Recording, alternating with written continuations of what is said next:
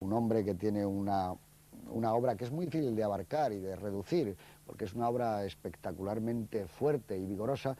Está con nosotros Fernando Méndez Leite. Buenas noches, Fernando. Hola. ¿Qué nos podías decir de Sam Fuller, quizá para un tipo de personas que a lo mejor no conocen, y de esta película en particular, que es una película muy especial dentro de su obra?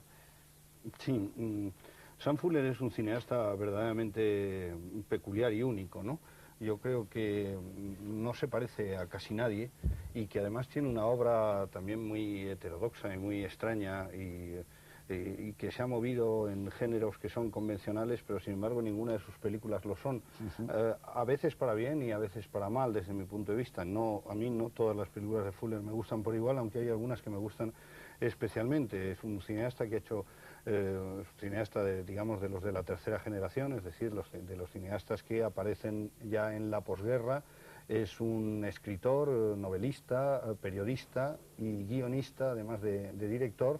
Sus primeras películas aparecen a fines de los 40, primeros 50, por lo tanto es de estos cineastas que, como por ejemplo Nicolas Ray o Elia Kazan o Richard Brooks, desarrollan lo más importante, la parte más importante de su obra en esa década de los 50, que es ya una década en la que se está iniciando claramente la decadencia de Hollywood. Aunque Fuller trabaja dentro de la industria en esos años y en grandes productoras como la Fox, por ejemplo, o en pequeñas productoras más independientes, pero sin embargo no es un cineasta que se pueda encasillar dentro de la política de una productora o del estilo de una productora. Su estilo es muy personal, muy potente, muy poderoso. A mí personalmente las películas que más me gustan de Fuller son las de los años 60, muy concretamente Una luz en el hampa y Corredor sin retorno. Son las películas que a mí más fuerte y más dentro me han llegado. Pero curiosamente, la película que a mí se me quedó en la cabeza desde ya mi infancia, desde pequeño, de Fuller, fue Manos peligrosas, la película que vamos hoy a ver. No es una película que yo haya visto mucho a lo largo del tiempo, porque yo creo que en España se ha visto relativamente poco. Pero sin embargo a mí me había quedado eso en esa película como una película que a mí en mi infancia me llamó mucho la atención, y muchas veces he intentado descubrir qué es lo que a un chaval de 12 años o de 11 años, cuando yo vi esa película, le llegó de una manera tan poderosa. Y yo creo que fue surrealismo, ¿no? Yo creo que esta película es una película claramente de serie negra, muy conectada con el cine que la 20th Century Fox, productora de Manos Peligrosas, estaba haciendo desde mediados de los años 40, muy conectada con películas de Kazan, como Pánico en las calles, o con películas de Henry Hathaway, que se estaban haciendo en esa época, y que yo creo que tienen una buena parte de su origen está en la influencia indirecta del neorrealismo italiano en el cine del mundo entero, ¿no? Es decir, que de pronto las películas tienen que salir a las calles y las historias tienen que ser más próximas, más reales. Aquella de BND, ¿cómo era? Puerto de Nueva York. Por Puerto de Nueva York, la tipo. película aquella de Jules Briner, que se estrenó después, por lo menos en España, después del éxito de Jules Briner en Anastasia y en El Rey y yo y en Los 10 Mandamientos, ¿no? Sí, en esas películas yo creo que responden precisamente a eso, a un reconocimiento de la pérdida de la inocencia del público. Fuller decía que esta película se la planteó desde luego desde un punto de vista estrictamente realista, y que quizá de las cosas que más le interesaban de la historia era precisamente contar algo que transcurría en ambientes reales, en ambientes nocturnos, con personajes que son pequeños delincuentes, pequeños delatores, rateros, etcétera, etcétera, ¿no? Es decir, que era darle una vuelta a la serie negra que había tenido gran éxito en los años anteriores, porque él decía que a él le gustaba muchísimo leer, por ejemplo, las novelas de Raymond Chandler o de Dashiell Hammett o Sherlock Holmes o el Padre Brown, pero que pensaba que eso no tenía nada que ver con la realidad, que estaba muy bien, que eso era literatura y que podía ser cine, pero que evidentemente la realidad del mundo del mundo de la delincuencia era otra muy distinta. Entonces yo creo que esto es el aspecto que a mí me gustaría destacar más en esta película, la proximidad a la realidad con que la película está planteada. Es una película de un momento muy concreto en la historia de Hollywood, es el momento de la caza de brujas del senador McCarthy, y dentro de la historia está el tema de la persecución de los comunistas y de la actuación de la policía contra los agentes comunistas que están trabajando en ese momento en Estados Unidos.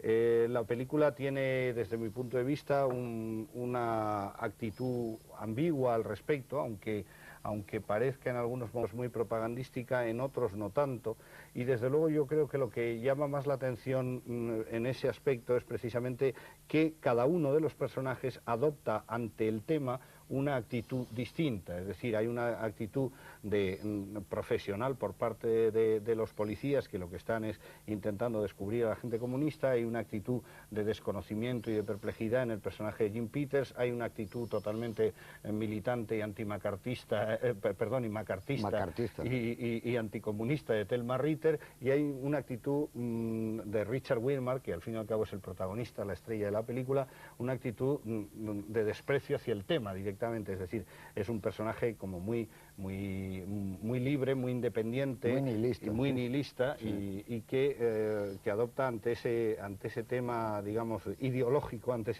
esa cuestión ideológica, una actitud muy de desprecio, de decir, a mí no me contéis historias y no me andéis con banderitas.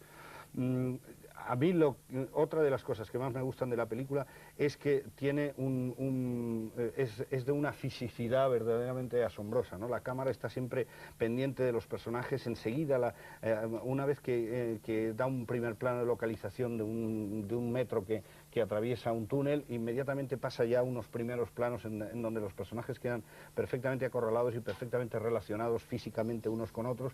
Luego esa fisicidad se da también en las relaciones de violencia y en las relaciones sensuales entre los personajes, y cómo siempre la cámara está pendiente de encuadrar o reencuadrar para acorralar a los personajes y que lo que está pasando entre ellos sea lo único que pasa en la pantalla, ¿no? Y bueno, yo creo que es una de las grandes películas del género.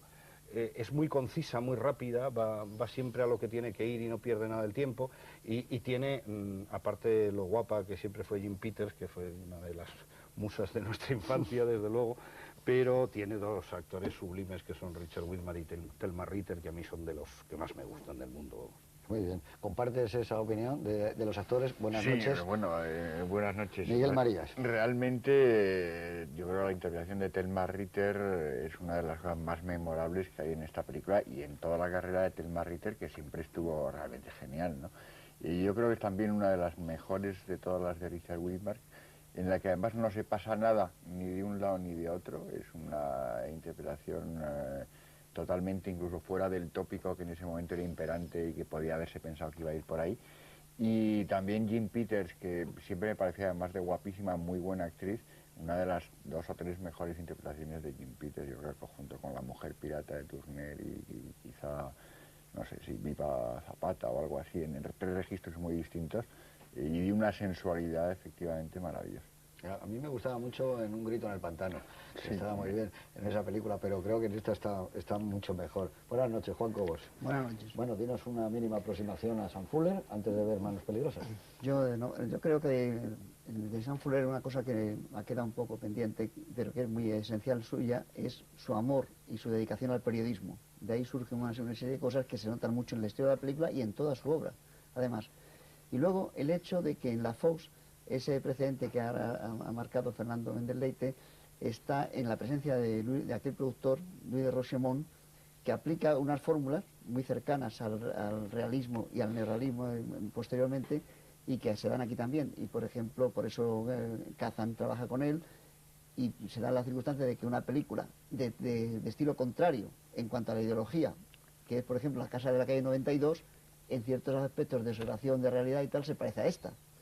Y luego esta película, ya para terminar, tiene una cosa muy divertida, y es que si pensáis, en realidad el argumento, lo que da a desarrollar la acción que les mueve unos y a otros, es igual que con La muerte en los talones. Se trata de un microfilm que tienen que sacar los extranjeros del país, solo que uno es una película metro cargada de actores, de estrellas, de color, de todo, y otra es una película Fox más realista, y hecha con otro estilo y con todo el nervio que ponía siempre Fuller.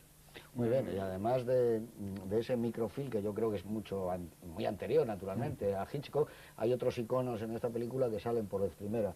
Yo les diría a ustedes que la gente que dijo inviertan en Fuller o apostamos por Fuller, a la larga han tenido razón, porque Fuller es hoy día uno de los grandes cineastas, no solo de su generación, sino creo de los grandes cineastas que ha dado el cine. Y a mí me parece que hay algo de, yo le podría definir también como un cineasta de suspense, no porque haya trabajado el suspense, sino porque en todas sus películas hay una incertidumbre enorme en las imágenes. Es de esos extraños directores, que hay muy pocos, donde nunca sabes qué va a suceder en el plano siguiente. No hay una lectura clara en ninguna secuencia. Ahora hay un plano y un contraplano, no. Aquí siempre estás con una incertidumbre.